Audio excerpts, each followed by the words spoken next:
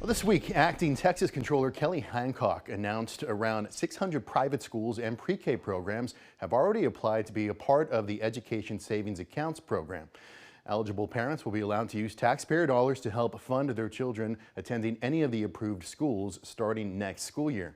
Well, now Hancock is asking Attorney General Ken Paxton if some Islamic schools and Chinese-owned schools should be barred from the program. State Capitol reporter Adam Schwager explains.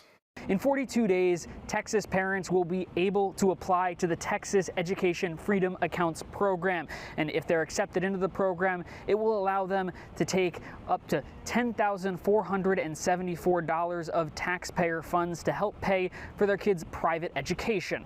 The question now, which private schools will be eligible? According to the law establishing the program, the Comptroller's Office shall approve private schools accredited by an organization recognized by the Texas Private School Accreditation Commission, who conducts annual standardized tests and has operated a campus for over 2 continuous years. However, the law also says approved programs will be allowed until they violate their eligibility requirements or, quote, other relevant law.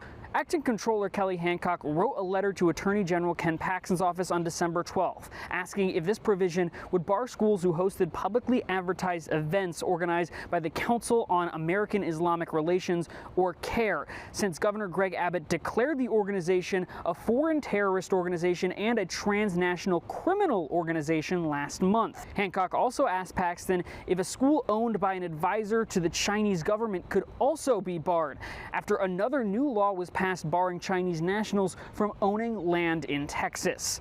While the Comptroller's Office did not respond to our request for comment on Christmas Eve, Hancock said on social media, quote, "The people of Texas deserve the highest assurance that no taxpayer dollars will be used directly or indirectly to support institutions with ties to a foreign terrorist organization, a transnational criminal network, or any adversarial foreign government." While CAIR did not directly respond to our comment for this story, they did note that they have sued Paxton and Abbott over that terrorism designation. And they told the Texas Tribune that these schools, they held a Know Your Rights event, saying that if those schools were to be barred from entering the program, it would raise First Amendment concerns. On Christmas Eve, the Attorney General's office did not return our request for comment. In Austin, I'm Adam Schwager.